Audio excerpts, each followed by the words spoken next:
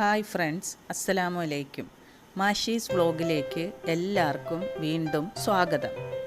ഇന്ന് ഞാൻ നിങ്ങൾക്ക് പരിചയപ്പെടുത്തുന്നത് തേങ്ങ വറുത്തരച്ച ഒരു ഫിഷ് കറിയാണ്. അതിനാവശ്യമുള്ള സാധനങ്ങൾ എന്തൊക്കെയെന്ന് നോക്കാം.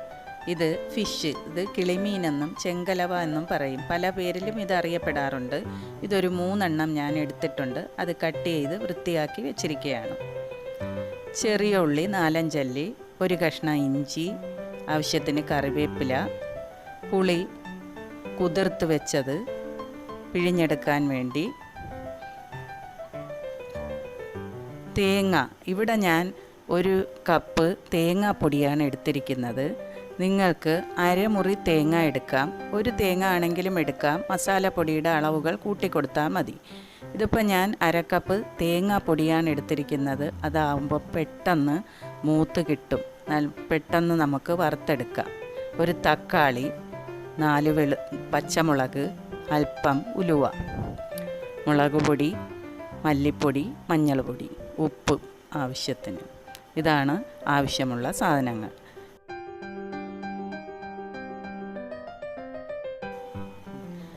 ഇനി നമുക്കിത് എങ്ങനെയാണ് ഉണ്ടാക്കുന്നതെന്ന് നോക്കാം. സ്റ്റൗ കത്തിച്ച് ചീനിച്ചട്ടി അടുപ്പിൽ വയ്ക്കുക. തീ ലോ ഫ്ലെയിമിലായിരിക്കണം. അതിലേക്ക് നമ്മളുടെ തേങ്ങ ചേർത്ത് കൊടുക്കുക. തേങ്ങാപ്പൊടി ആയതുകൊണ്ടാണ് ഞാൻ ലോ ഫ്ലെയിമിലിട്ടിരിക്കുന്നത്. നിങ്ങൾ തേങ്ങ ഒരു മീഡിയം ഫ്ലെയിമിൽ വെച്ച് വറുക്കണം. തേങ്ങാപ്പൊടി പെട്ടെന്ന് കരിഞ്ഞു പോകുന്നത് കൊണ്ടാണ് ലോ ഫ്ലെയിമിൽ വയ്ക്കുന്നത്. നല്ലതുപോലെ ഇളക്കിയിട്ട് ഇതിൽ നമ്മൾ എടുത്തു വെച്ചിരിക്കുന്ന കറിവേപ്പില പകുതി ചേർത്ത് കൊടുക്കാം. പകുതി കറി ആകുമ്പോഴേക്കും നമുക്ക് ചേർക്കാൻ വേണ്ടി മാറ്റി വയ്ക്കാം. ഇതിലേക്ക് എടുത്തു വെച്ചിരിക്കുന്ന ഉലുവ ചേർക്കുക. ചെറിയ ഉള്ളി അരിഞ്ഞു വെച്ചിരിക്കുന്നത് ചേർക്കുക. ഇഞ്ചി ചേർക്കുക. വെളുത്തുള്ളി ചേർക്കുക. ഇതെല്ലാം കൂടെ മിക്സ് ചെയ്ത് നന്നായിട്ട് വറുത്തെടുക്കുക. നല്ല ബ്രൗൺ നിറമാകുന്നത് വരെ വറുക്കണം. കരിഞ്ഞു പോകാതെ ഇളക്കിക്കൊണ്ടിരിക്കണം. നല്ലതുപോലെ ഇളക്കി യോജിപ്പിച്ച് വറുക്കണം.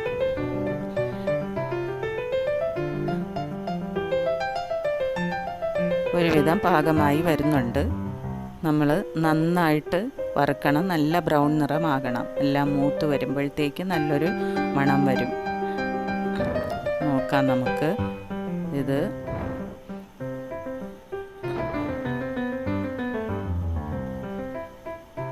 വീണ്ടും നമ്മൾ ഇളക്കി കൊടുത്തുകൊണ്ടേ ഇരിക്കണം. തേങ്ങാപ്പൊടിയേക്കാൾ ടേസ്റ്റ് നമ്മൾ മുഴുവൻ തേങ്ങ എടുക്കുന്നത് തന്നെയാണ്. പിന്നെ ഞാൻ പെട്ടെന്ന് വറുത്തെടുക്കാൻ വേണ്ടിയാണ് തേങ്ങാപ്പൊടി ചേർത്തത്. ഇതിൻ്റെ പാകം നമ്മൾ നോക്കുന്നതെന്ന് പറഞ്ഞാൽ ഇത് കയ്യിലെടുത്ത് ഒന്ന് ഞെരടി നോക്കുക. അപ്പോഴേക്കും ആ എണ്ണ തെളിഞ്ഞു വരികയാണെന്നുണ്ടെങ്കിൽ പാകമായിട്ടുണ്ട്. അതിൻ്റെ കളറും ബ്രൗൺ കളറ് ആകും. ഇത് ഏകദേശം പാകമായിട്ടുണ്ട്. നമുക്ക് സ്റ്റൗ ഓഫ് ചെയ്ത് ചട്ടി മാറ്റി വെച്ചിട്ട് മസാലകൾ ചേർത്ത് കൊടുക്കാം. ഇവിടെ ഞാൻ 1/2 കപ്പ് തേങ്ങാപ്പൊടി എടുത്തതുകൊണ്ട് 3 സ്പൂൺ കാശ്മീരി മുളക് പൊടിയാണ് ചേർക്കുന്നത്. നിങ്ങൾ 1 തേങ്ങ ആണ് എടുക്കുന്നതെങ്കിൽ 4 സ്പൂണോ 5 സ്പൂണോ വരെ മുളക് പൊടി ചേർക്കാം. ഇത് കുറച്ചായതുകൊണ്ട് ഇപ്പോൾ 3 സ്പൂണിൻ്റെ ആവശ്യമേ ഉള്ളൂ. പിന്നെ 3 സ്പൂണിന് 2 സ്പൂൺ മല്ലിപ്പൊടിയാണ് ചേർക്കുന്നത്. 1 സ്പൂൺ മഞ്ഞൾപ്പൊടി ചേർക്കാം. എല്ലാം കൂടെ മിക്സ് ചെയ്ത് വീണ്ടും ലോ ഫ്ലെയിമിലേക്ക് വെച്ച് ചെറുതീയിൽ ഈ മസാലയും തേങ്ങയും കൂടെ എല്ലാം നന്നായിട്ട് ഇളക്കി യോജിപ്പിക്കണം. കരിഞ്ഞു പോകരുത്. എല്ലാം കൂടെ പാകമായി മൂത്ത് വരട്ടെ. ഒരു 2 മിനിറ്റോളം നമുക്ക് ഇത് ചെറിയ തീയിൽ വയ്ക്കാം. എന്നിട്ടിത് മിക്സിയിലേക്കിട്ട് നന്നായിട്ട് പൊടിച്ചെടുക്കാം. മിക്സിയിലിടുമ്പോൾ ഇപ്പോൾ വെള്ളം ചേർക്കരുത്. ഇത് ഇങ്ങനെ ഇട്ട് നന്നായിട്ട് പൊടിച്ചെടുക്കാം. പൊടിച്ചെടുത്തതിൽ ഇനി നമുക്ക് ആവശ്യമായിട്ടുള്ള വെള്ളം ചേർക്കാം. ഇത് കണ്ടത് ഇങ്ങനെ പൊടിച്ചെടുക്കാം. ഇതിൽ ആവശ്യത്തിന് വെള്ളം ചേർത്ത് നമുക്ക് നല്ലതുപോലെ അരച്ചെടുക്കുക. ആവശ്യത്തിന് വെള്ളം ചേർത്ത് അരച്ചെടുക്കുക. ഈ അരപ്പ് നമ്മൾ വീണ്ടും കറിച്ചട്ടിയിലോട്ട് മാറ്റുക. ആവശ്യത്തിന് വെള്ളം ചേർത്ത് നമുക്ക് അത്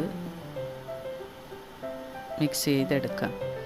ഇതിൽ ആവശ്യത്തിനുള്ള ഉപ്പും പുളിയും ചേർത്ത് കൊടുക്കാം. പുളി പിഴിഞ്ഞ് കുതിർത്ത് വെച്ചിരുന്നതാണ്, അത് നമ്മൾ അതിൽ ചേർക്കാം.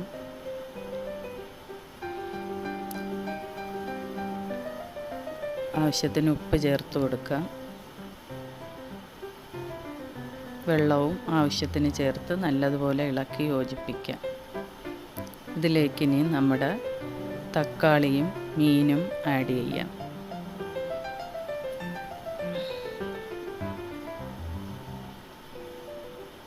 പച്ചമുളകാണ് ഇപ്പോഴിടുന്നത്. അത് കഴിഞ്ഞ് നമ്മുടെ ഫിഷ് ഇതിലോട്ട് ചേർക്കാം. എല്ലാം കൂടെ ഇട്ട് നല്ലതുപോലെ ഇളക്കി യോജിപ്പിച്ചിട്ട് നമുക്ക് സ്റ്റൗവിൽ വെച്ച് വേവിച്ചെടുക്കാം.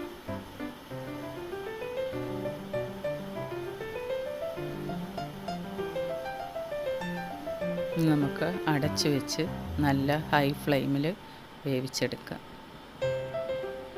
ഒരു 10 മിനിറ്റോളം സമയം വേണ്ടി വരും. 10 മിനിറ്റ് കഴിയുമ്പോഴേക്കും ഏകദേശം ആയിട്ടുണ്ടാകും. ഇത് നമ്മൾ ഇടയ്ക്ക് തുറന്ന് ഇളക്കി കൊടുക്കണം. എന്നിട്ട് അതിൽ പാകത്തിന് ഉപ്പും പുളിയും ഉണ്ടോ എന്ന് നോക്കണം. അത് കഴിഞ്ഞ് നമ്മൾ മാറ്റി വെച്ചിരിക്കുന്ന കറിവേപ്പില ലാസ്റ്റ് ആഡ് ചെയ്ത് കൊടുക്കാം. ഇത് നമ്മൾ തേങ്ങ വറുത്തതായതുകൊണ്ട് പ്രത്യേകിച്ച് ഓയിൽ ആഡ് ചെയ്യേണ്ട ആവശ്യമില്ല. അതിൽ ഓയിൽ തെളിഞ്ഞു വരും. ഇപ്പോൾ നമ്മുടെ കറി സെറ്റായിട്ടുണ്ട്, എല്ലാം പാകത്തിനായിട്ടുണ്ട്. ഇത് നിങ്ങളെല്ലാവരും ട്രൈ ചെയ്ത് നോക്കണം. നിങ്ങൾക്ക് ഈ റെസിപ്പി ഇഷ്ടമായെങ്കിൽ ലൈക്ക് ചെയ്യുക, കമൻറ്റ് ചെയ്യുക, സബ്സ്ക്രൈബ് ചെയ്യുക. Thank you.